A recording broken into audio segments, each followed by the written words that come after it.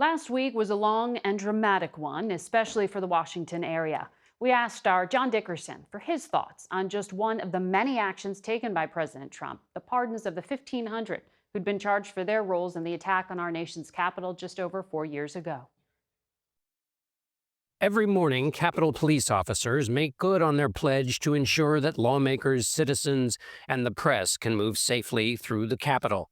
They protect an idea that in that building, passionate disputes can find peaceful resolution. Each day, their willingness to sacrifice honors this American system, whether violence comes or not. On January 6, 2021, violence came, and they answered their oath's call. Heroes emerged.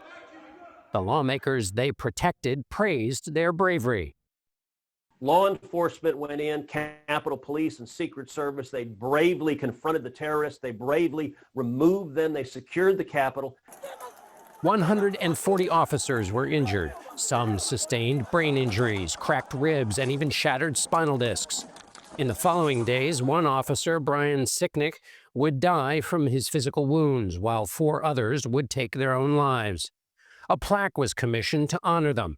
Plaques are made of metal because they are meant to be as durable as the message, "Do not forget." A plaque transforms courage and sacrifice of an instant into lessons for the future in case lawmakers lose their way.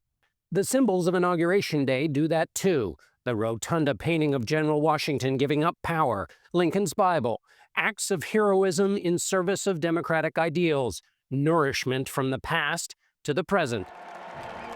All serve one idea, that the voice of the people is honored through a peaceful transfer of power. On Inauguration Day, both parties applauded this. Law enforcement stood guard over the peaceful transition, but the shared commitment to what they protected proved more fragile than their watch. By sundown, the president, sanctified by those symbols and now the steward of the ideas they represent, pardoned the 1,500 rioters who had sought to disrupt the peaceful transfer of power on January 6th and overturn the vote of 81 million Americans. Among those whose crimes were erased, those who had pierced, electrocuted, and smashed police officers. The lawmakers the officers had protected offered no defense. The president's made a decision. We move forward. There are better days ahead of us. We're not looking backwards, we're looking forward. In this case, the past is a nuisance, which may be why that plaque has not been hung. What message does that send to the officers who protected lawmakers on January 6th and still protect them today?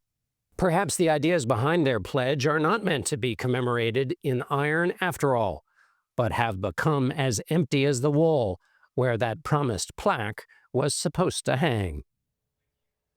And tomorrow marks a new era at the CBS Evening News.